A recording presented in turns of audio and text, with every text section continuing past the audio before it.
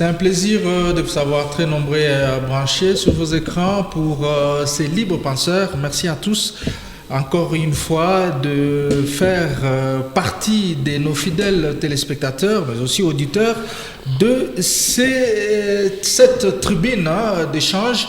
Aujourd'hui, nous parlons de la République démocratique du Congo seule contre tous et même contre elle. L'opinion congolaise se pose la question, la République démocratique du Congo devrait-elle se vouer à quel sein? Et c'est à travers ces numéros que nous avons le plaisir de recevoir nos chers camarades, notre cher Shadrach, les doctorants Valérie et pourquoi pas aussi notre cher Étienne, à qui nous disons bonjour et merci d'être là. Bonjour cher José, bonjour également à ces milliers de téléspectateurs qui ont choisi de nous suivre. Voilà, et doctorant, bonjour. Oui, c'est un plaisir surtout de participer à cette émission. Je salue tous les téléspectateurs et amoureux de cette émission. Voilà, et aussi Maître Étienne. Bonjour Monsieur José, bonjour à mes co-débatteurs. C'est toujours un plaisir de partager ces moments de réflexion et aussi mes salutations à tous ceux qui aiment bien nous suivre.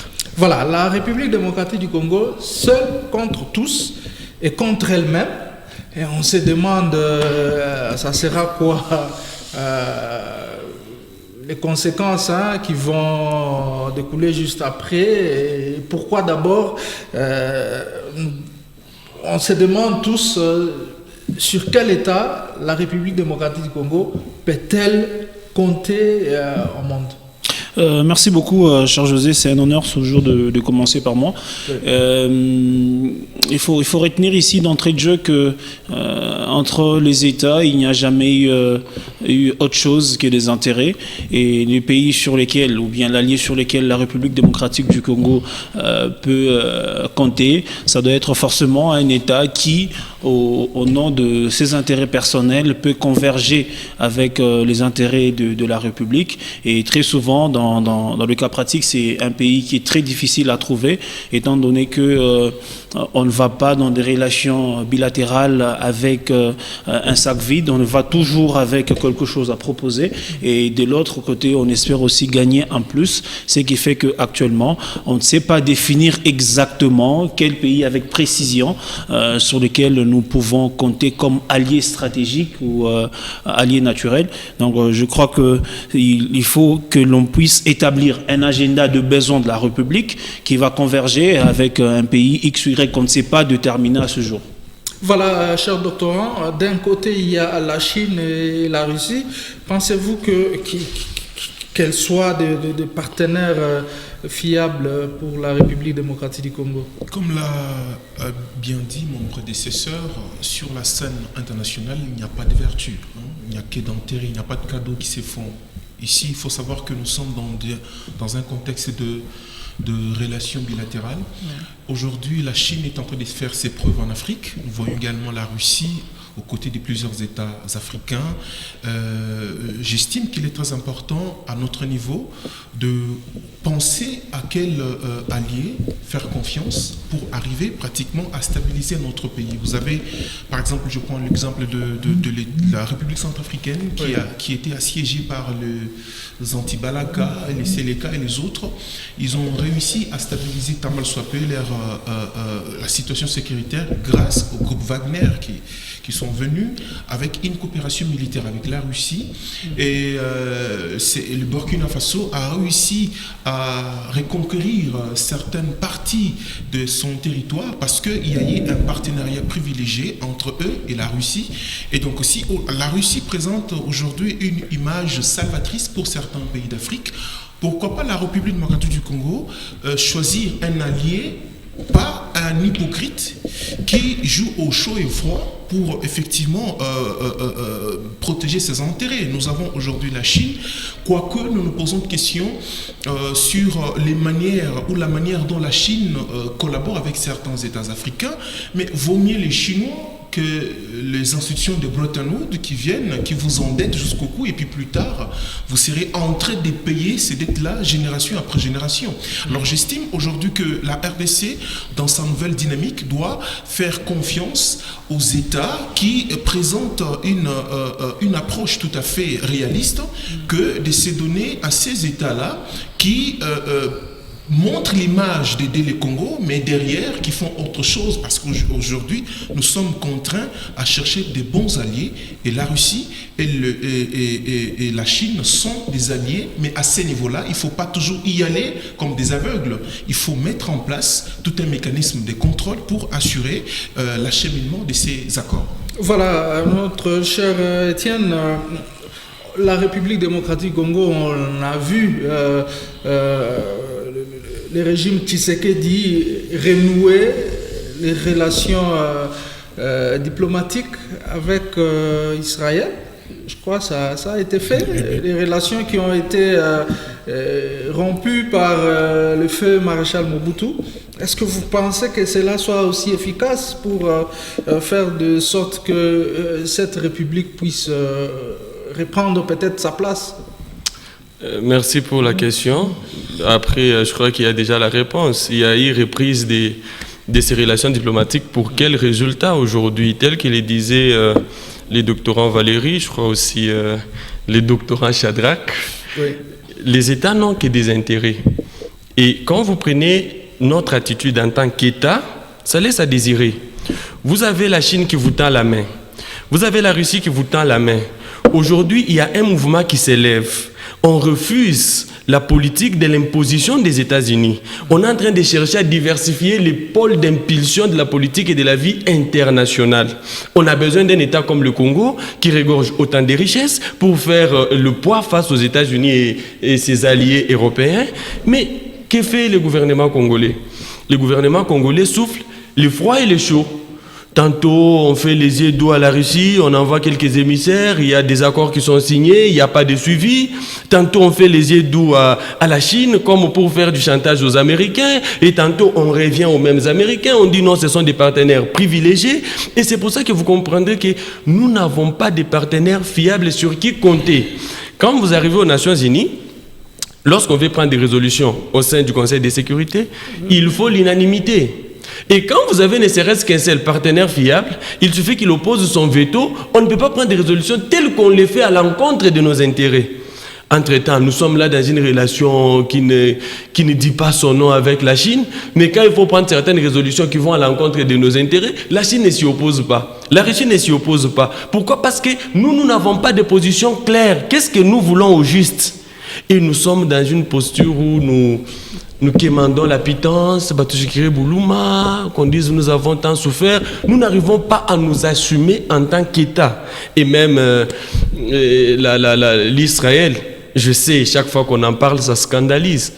Parmi les pays qui sont à la base des problèmes que nous connaissons, figure l'État hébreu. La géopolitique américaine en Afrique est dictée par les Juifs. Et c'est comme ça, par exemple, que lorsque les Juifs se rendent compte que les Soudans constituaient la base arrière du terrorisme, on va demander aux Américains de diviser les Soudans. Péan l'a dit longtemps avant. Ça a été une prophétie scientifique. On a créé des faux conflits plutôt au niveau du Darfour. On a fait tout ce qu'on pouvait faire pour séparer les musulmans et les chrétiens et implanter leur base arrière. La déstabilisation du Congo avec la nouvelle alliance, c'est Israël. Donc aujourd'hui, on ne se vale pas la face. Bon, on est chrétien, oui, mais après, on nous tue sous couverture des Juifs, et puis nous allons à l'Est. Ce qui est bizarre dans tout ça, c'est que le gouvernement congolais opte une attitude qu'il est seul à comprendre. Parce que les États-Unis ne peuvent pas être un allié stratégique ou privilégié de la RDC. Parce que tout ce que nous avons connu depuis 60, tout ce que nous avons connu avec... Je pensais que les États-Unis seraient... depuis 60, en 97, en 97, tout cela, la main des États-Unis rampe. Il y a l'ombre des États-Unis. Honoré Mbanda, dans les crimes organisés en Afrique centrale, il le dit clairement. L'ombre des États-Unis plane partout.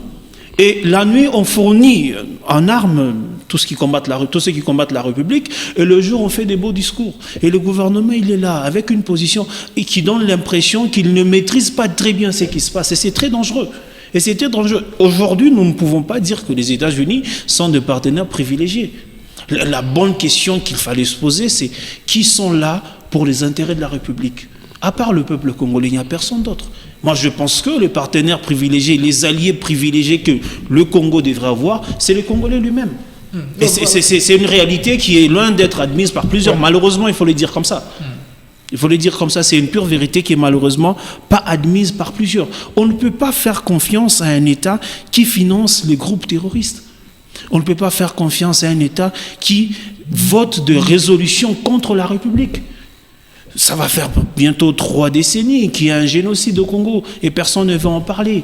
Personne ne veut en parler. On vote des résolutions contre les intérêts de la République et ce sont ces mêmes personnes que vous voulez qu'on prenne comme des partenaires privilégiés. Ça ne passe pas.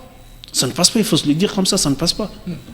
Voilà, alors, cher doctorant, sur le plan diplomatique, on sent que la sécurité de la garde présidentielle est à, je crois, 15 ou 20% juive. Est-ce que vous ne trouvez pas qu'à ce niveau-là, certains partenaires de la République démocratique du Congo peuvent créer un antagonisme entre partenaires, si je dois le dire ainsi? Oui, vous pensez que c'est vraiment bien réfléchi?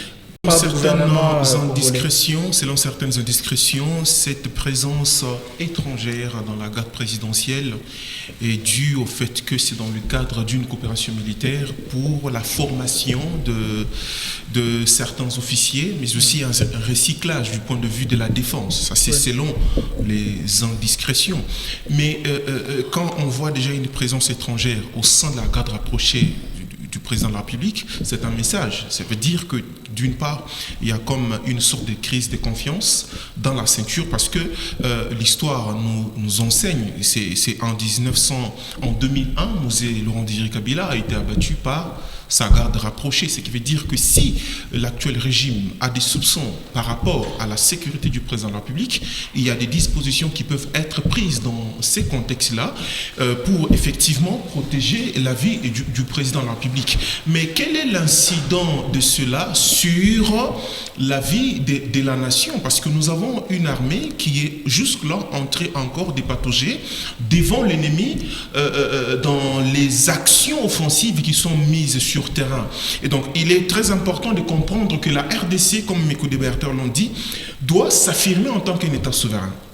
Si aujourd'hui l'État congolais veut conclure des accords militaires avec la Russie, avec d'autres pays, l'État congolais ne doit pas attendre une autorisation tacite des États-Unis ou de certains partenaires. C'est un État souverain qui doit s'affirmer, point barre. Mais si aujourd'hui nous pensons que si on fait ça, les autres vont penser ça, on ne s'affirmera pas en tant qu'État. Le Burkina Faso l'a fait, la CEDEAO a voulu imposer les sanctions, ça n'a pas marché. Aujourd'hui, ce peuple-là est tenté de s'autodéterminer. Sur la scène internationale, nous sommes un État souverain et nous devons s'affirmer. Le gouvernement congolais doit prendre ses responsabilités extérieures et intérieures pour arriver à mener le destin de ces pays au bon port. Sinon, nous serons en train d'attendre que tel décide, que la France parle, que les Nations Unies décident. Et pourtant, mon co-débatteur l'a si bien dit, nous avons les États-Unis comme alliés, partenaires privilégiés, mais les sanctions ont été prorogées jusqu'en 2025. S'ils sont nos alliés, ils doivent effectivement peser au niveau du Conseil de sécurité des Nations Unies pour faire obstruction à certaines résolutions qui sont en défaveur de notre pays. Alors vous allez comprendre que sur la scène internationale, on n'a pas besoin des pays qui jouent à la chauve-souris. Nous avons besoin des pays qui doivent s'affirmer en tant qu'État souverain. Si aujourd'hui nous voulons conclure des accords, moi je vais dire au gouvernement, écoutez, vous êtes souverain, faites-le en bonne conscience que d'attendre que si on le fait, le président rwandais l'a dit dans sa campagne électorale, que nous comprenions la démocratie à notre manière. Vous comprenez? Alors, si le Congo veut aller de l'avant, nous devons avoir une ligne de démarcation qui doit prouver que nous sommes un État. Non, le problème, on ne cesse de le dire, le problème du Congo, il est anthropologique. vous allez voir dans l'attitude du gouvernement, pour prendre une décision, nous prenons à témoin la communauté internationale. Qui n'a jamais Vous criez haut et fort que vous êtes indépendant et souverain. L'indépendance, ça ne s'écrit pas. La souveraineté, ça ne s'écrit pas. Combien de fois vous avez vu des pays comme les États-Unis, comme la France, crier haut et fort qu'ils étaient indépendants et souverains? Ils ne le font pas, nous le constatons dans les actes. C'est qui est le contraire avec nous autres. On l'écrit haut et fort sur le toit. À qui veut l'entendre? Nous sommes un pays indépendant, nous prenons la communauté internationale à témoin. Non, ça c'est une attitude rétrograde, s'il faut le dire, parce que le mot. Voilà, alors cher Étienne, si nous devons prendre le cas du Faso, par exemple, avec Traoré, est-ce que vous pensez que pour que la République démocratique du Congo puisse prendre ses responsabilités, il faudra qu'il y ait un militaire au sommet? Pas du tout, pas du tout. Il ne s'agit pas du militaire, mais il s'agit de l'état d'esprit de celui-là même qui pourra guider son peuple.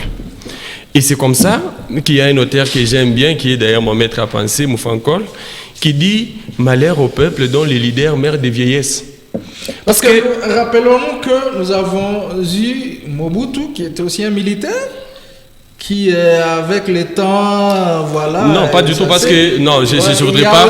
Il a suivi Mobutu. Nous, on l'a connu en tant que militaire. Voilà, en tant que militaire, oui, mais Mobutu. Le maréchal d'ailleurs. Mobutu n'a été que les pantins des Occidentaux. Il n'a été que les pantins des Occidentaux. Il était un vendeur d'informations auprès des services secrets. Après, il a été recruté et il est arrivé là. Voilà. Pour répondre à votre question, il y a un auteur que j'aime bien, Étienne de la Boétie, dans son ouvrage « Les discours sur la servitude volontaire ». Voilà ce qu'il dit. Dans la vie, au monde, il y aura toujours des tyrans, des dominés et des dominants. Mais nous avons été programmés de telle sorte que nous dénonçons les tyrans, les dominants. Je crois que c'est l'erreur que nous pouvons commettre sur ces plateaux en essayant de dire c'est la faute de tel, c'est tel qui nous fait souffrir, c'est tel. Non. Pour Étienne de la Boétie, il dit si on vous fait souffrir, c'est par votre faute. Parce que vous avez la capacité de refuser cette souffrance-là.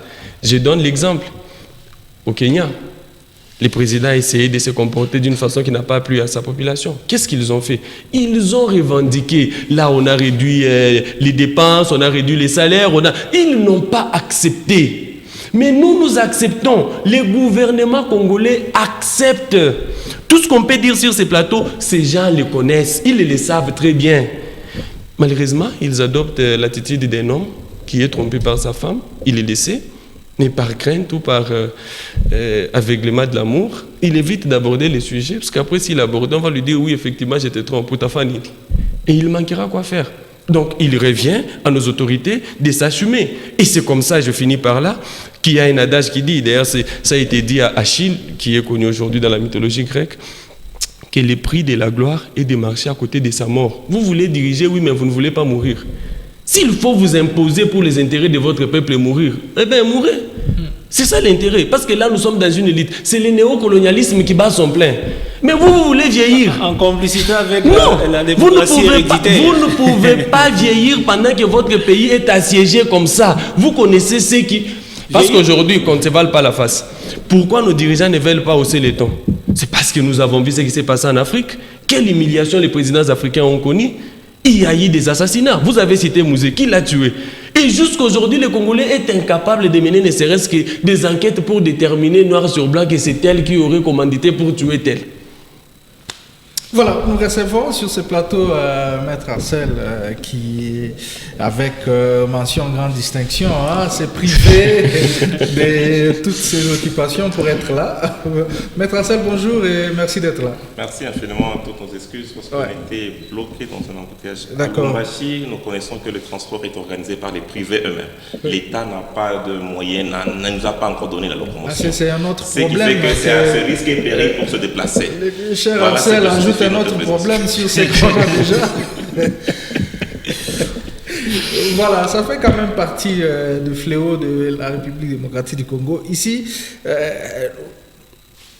nous voudrons un peu savoir, est-ce les Congolais est vraiment contre lui-même? Lui-même. Voilà. Est-ce qu'il est d'abord conscient qu'il est Congolais? et la mission qu'il est appelé à assumer.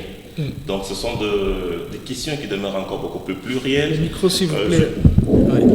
Voilà, merci. On se demande encore si le Congolais d'abord sait qu'il est. Alors, à partir du moment où il ne sait pas qu'il est Congolais, il ne sait pas d'abord la vocation du Congo.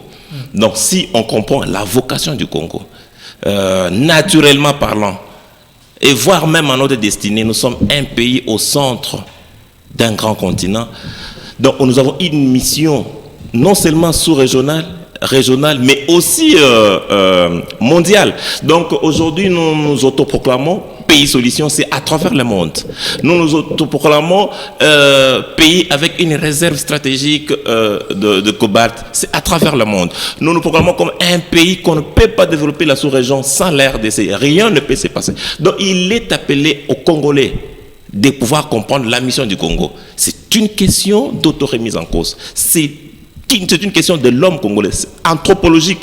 Donc il doit d'abord comprendre c'est quoi le Congo pour qu'il soit que, ok, donc le Congo a telle mission, je dois me mettre à la hauteur, sans laquelle le Congolais aura que ses yeux pour pleurer. Voilà, les papes, on l'a vu visiter la République démocratique du Congo et lors d'un événement, il a reçu un portrait décrivant la situation de l'Est et le pays a été confié entre les mains de Dieu.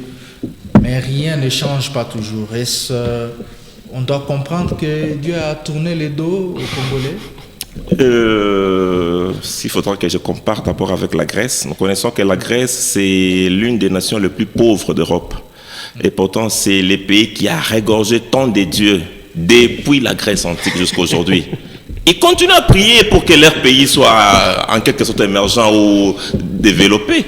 Mais si vous espérez au Dieu, comment est-ce que d'abord on peut décrire? Est-ce qu'il est possible de caricaturer? Je crois qu'on risque encore d'aller plus loin. Est-ce que la question de l'homme congolais, c'est une question divine? Je ne pense pas. Pape était là, on l'a expliqué la situation, voilà, il y a 5, prenons 5 doigts, il y a énuméré, et en fait... Thomas Valéry, vous avez déjà une question, hein? On continue. Prions sur cela, etc. Mais non, il y a des pays qui ont commencé de leur existence à prier jusqu'à aujourd'hui. La Grèce n'a jamais été comptée même parmi les États émergents. Maintenant, s'il fallait continuer encore à prier pour que ces pays, donc on risque de nous désorienter selon notre mission. Est-ce que notre mission, c'est une mission de s'agenouiller pour l'émergence ou le développement du Congo, attendre que nous nous agenouillions pour qu'il y ait quoi que ce soit? Je ne pense pas. C'est une question de comprendre la mission du Congo. Un fait du hasard, on est là au cœur de l'Afrique, mais nous devions comprendre les questions et adapter les réponses. C'est ce qui bloque. Des questions anthropologiques systémiques. Comprenons d'abord le système dans lequel on nous a imposé. C'est un système occidentaliste. Si nous comprenons que c'est l'Occident qui joue, la France qui vient, le Rwanda quitte le Congo, la France qui fait une demande pour que nous soyons sous embargo. Et jusqu'à aujourd'hui, nous avons encore tout un embargo d'une année. Si on ne peut pas comprendre que c'est ce qui nous bloque, prenons nos responsabilités en main. Alors, c'est nous-mêmes. Ça, c'est le système.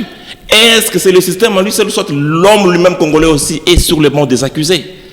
Commençons par transformer l'homme, mettons-lui à comprendre le Congo par rapport à sa vocation. Mais nous allons évoluer. Ce n'est pas une question de Dieu. Les dieux n'est qu'un bouc émissaire qu'on laisse dormir tranquillement là où il est. Voilà, nous sommes à vous, docteur Valéry. La situation congolaise est vraiment une situation divine, telle que le maître... Là, la question est posée au diacre. Justement. Je crois que tous les plateaux s'attaquent au diacre.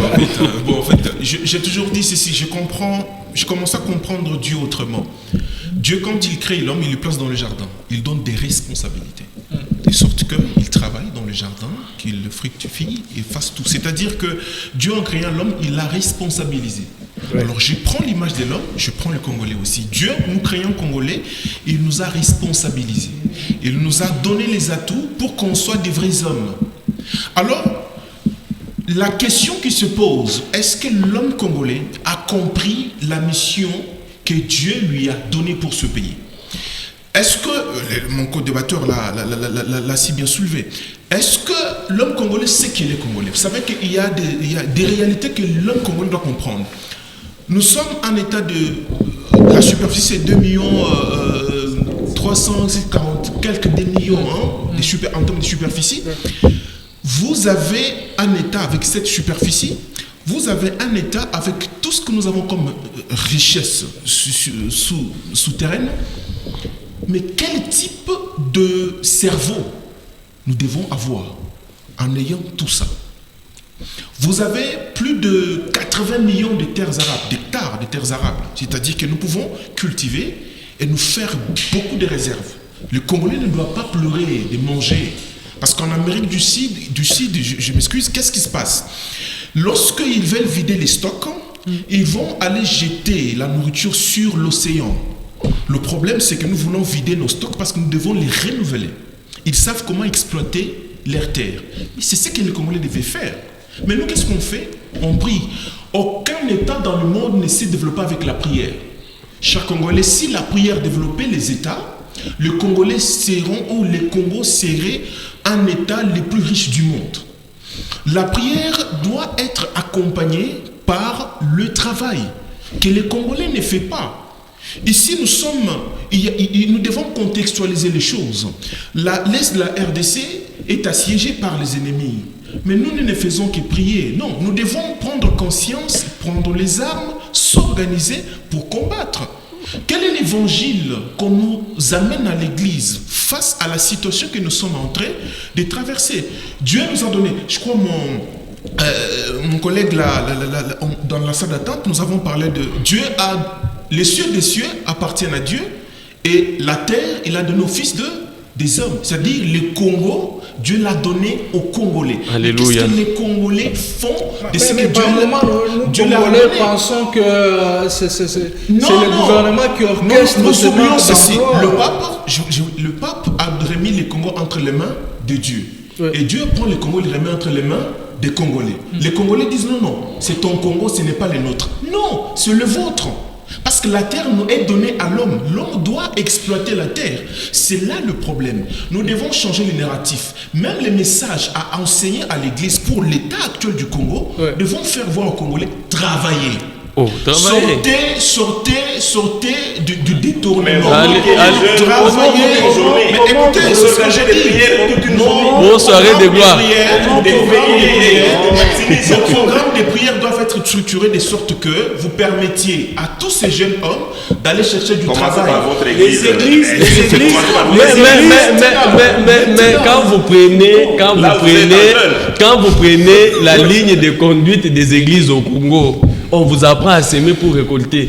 Quelqu'un qui se présente devant vous, il presse. Que Dieu vous bénisse, vous dites Amen. Que Dieu vous bénisse, vous dites Amen. Et quand il finit, on dit, bénissons les serviteurs de Dieu. Vous mettez l'argent. Si on parle, non. Et vous comprenez que nous sommes dans la déresponsabilisation. Et votre question est pertinente. Est-ce que Dieu nous a tourné les dos? J'ai vu les chefs de l'État au stade des martyrs.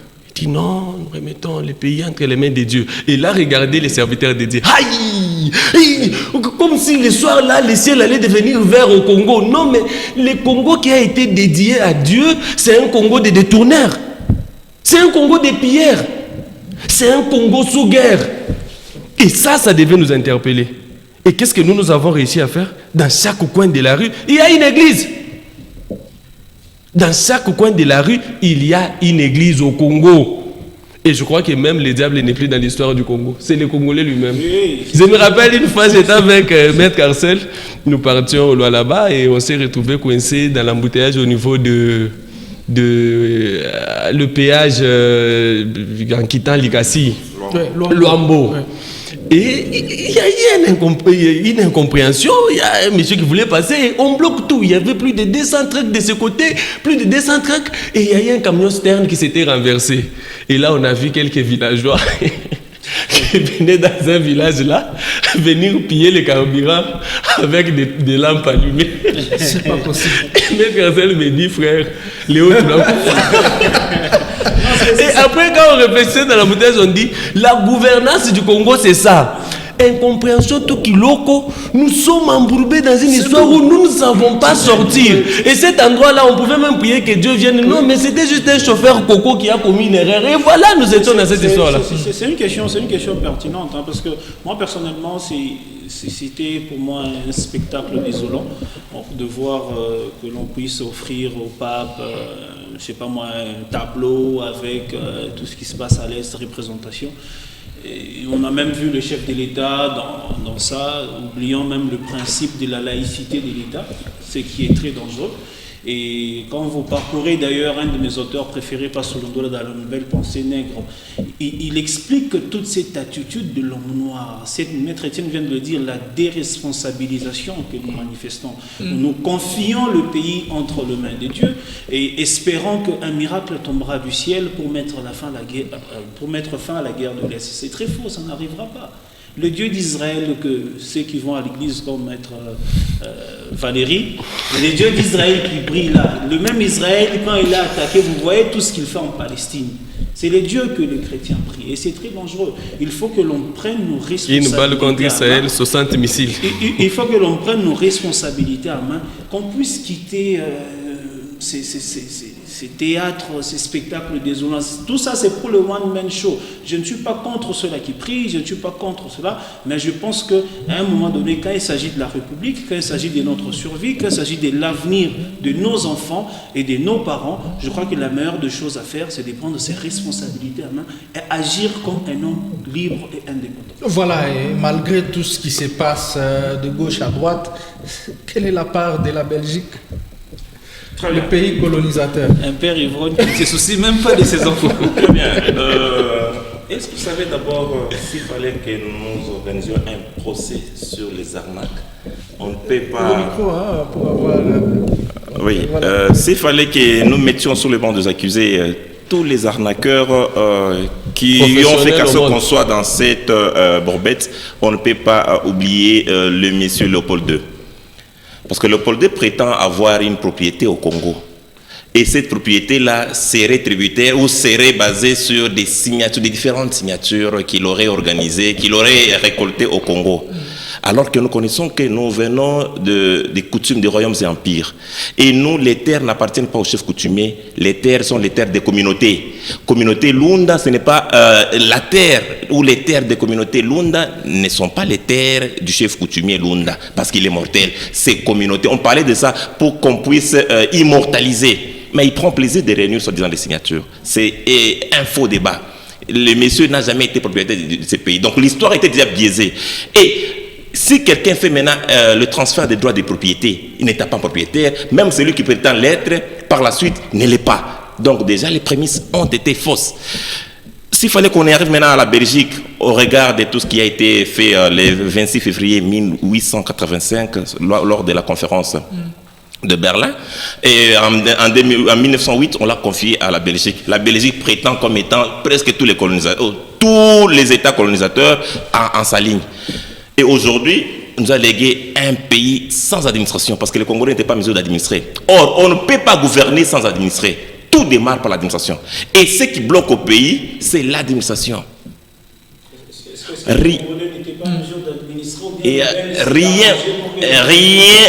rien n'a été fait. Parce que si nous regardons les pays, d'autres pays, d'abord c'est tout de l'empire de Commonwealth, on a préparé quand même l'administration. Pour préparer, c'est initier les autochtones à l'administration. Mais ça a été fait. Après l'indépendance, il y a eu les Belges sont quand même restés pour initier... Chose qui n'avait pas été... Non, on a donné la chèvre tout en gardant la corde, nous le connaissons. On ne peut pas administrer ça à l'économie. L'économie traînait encore à Belgique. Les Belges sont restés quand même avec nous. Nous devons nous rappeler qu'à la GECAMINE, il y a eu des Belges même dans les années 90. À la MIBA, n'en parlons pas. Tous ces gens étaient restés, c'est justement pour... Non, l'administration, je parle, c'est l'administration publique, pas des entreprises privées. Les entreprises restaient parce que les Belges gardaient encore leurs intérêts. Ils restaient là-bas, ce n'est pas pour faire plaire aux Congolais, c'est pour conserver les intérêts belges. Partout où vous verrez un homme blanc, aujourd'hui même nous avons des hommes à la peau jaune, ils sont là pour préserver les intérêts de leurs États respectifs. Et d'ailleurs, tout ce que nous faisons aujourd'hui, c'est l'homme blanc que nous imitons, tout. C'est de là que nous relevons maintenant la question anthropologique. Donc on nous a fait croire que pour mieux vivre, pour administrer, il faut faire comme un Belge. Pour gouverner, voilà comment est-ce que la Belgique faisait, il faut faire ça comme ça. Mais tout en ne nous donnant pas des lumières nécessaires, c'est de là qu'on est bloqué. Et conséquence, c'est des conflits interminables. On nous a bloqués, on nous crée entre nous, on dit un Kassa ne doit pas être là, un Lumba, etc. On nous fait dans cette fumée politique et juridique, aujourd'hui nous sommes tellement bloqués. La question en République démocratique du Congo, elle est tellement plurielle qu'il faille maintenant détecter chaque point et y mettre fin. Donc tout ça, ça demande la question. C'est pourquoi moi je condamne toujours l'élite. C'est l'élite qui est sur les bancs des accusés aujourd'hui. Parce que c'est bien elle qui devrait en principe comprendre les histoires et aligner sur le plan sociologique. Voilà les résultats. Oui, sur le plan anthropologique, voilà. Maintenant, on nous présente, c'est de l'arnaque, il n'est pas élite. Parce que l'élitisme relève un caractère moral. Si vous prenez quelqu'un qui vient de nulle part, oh non, parce qu'il a mis la cravate, il est comme vous, non, il est élite, voilà, il doit gérer. Mais on constate qu'il n'a rien géré, il fait gérer soi-même. C'est de là qu'on est. Contrôlons notre pays, organisons et énumérons tous les grands fléaux et je crois que ça va devoir... Voilà, peut-être pour finir, docteur Valérie, quel type de Congo va-t-on léguer à nos enfants? Quand vous lisez le préambule de la Constitution du 18 février 2006, oui. Il est écrit, animé par la volonté commune de bâtir au cœur de l'Afrique un État des droits et une nation puissante. 2006, aujourd'hui nous sommes en 2024, plusieurs années après, est-ce que nous sommes un État des droits et une nation forte au sein de l'Afrique? On se pose la question. J'aimerais dire que le Congo, Mabika Kalanda l'a dit, qu'après la colonisation, 1960, est revenue la décolonisation et nous sommes allés dans la dictatorialisation, zaïrisation jusqu'à aujourd'hui. Il a mis un accent particulier sur la mentalité congolaise, mais aussi la philosophie congolaise par rapport à la perception des réalités congolaises. Et si les dispositions n'étaient pas prises à l'époque, le Congo serait ce qu'il est aujourd'hui. Et cette prophétie est en train de se concrétiser. J'ai posé la question au professeur Ngoma Binda dans une conférence ici au CAF. Mais vous condamnez ce que nous sommes en train de dire, de vivre aujourd'hui, mais ça a été dit par Mbeka Kalanda. Nous héritons ça de vous. Maintenant, aujourd'hui, vous me posez la question. Je vais dire quoi à mon fils? Quel Congo, moi, je vais le léguer? Ce n'est pas un Congo de détournement. Ce n'est pas un Congo aujourd'hui d'une justice à double vitesse. On l'arrête, il tombe malade, il va en Europe.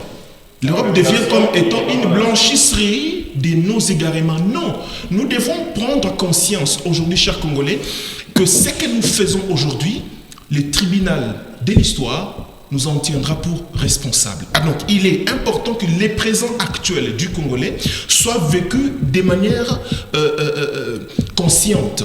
Nous devons mettre en place un système politique dans lequel les détourneurs des deniers publics doivent être condamnés à mort. Parce que les crimes économiques ont mis ce pays à terre. Nous devons aussi mettre fin à l'ethnicisation de l'administration publique de l'État. Le Congo doit évoluer sur la méritocratie. Aujourd'hui, il y a des étudiants compétents qui ont fini, mais qui n'ont jamais travaillé, non pas parce qu'ils ne sont pas compétents, parce qu'ils portent certaines identités qui ne sont pas en bonne odeur avec une certaine croyance.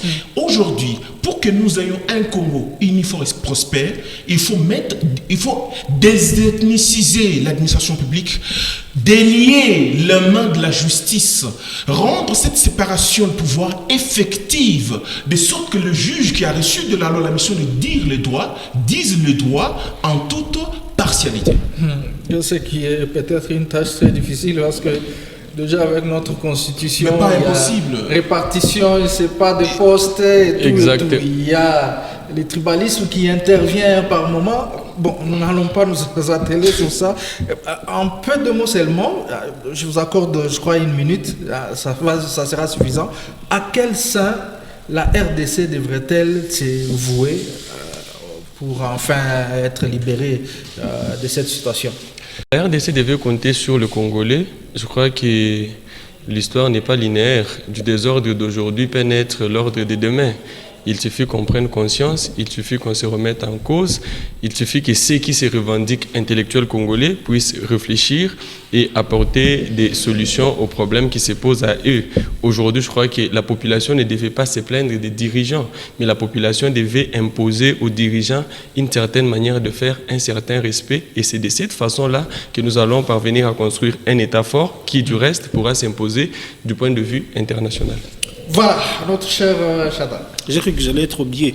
En tout cas, ce qu'il faut retenir pour le Congo de demain, c'est que c'est un Congo qui doit être au centre de la préoccupation de tout Congolais. C'est un Congo où on doit avoir un peuple qui a déjà compris sa mission, un peuple qui a déjà compris le bien-être, un peuple qui a peur de détourner, un peuple qui s'est dit si le Congo va mal, je vais mal, un peuple qui est exigeant envers les dirigeants. Moi, j'apprécie trop ce qui se passe au Kenya, de voir qu'il y a un peuple qui a pris conscience de sa destinée, ce qui est loin d'être notre situation actuellement.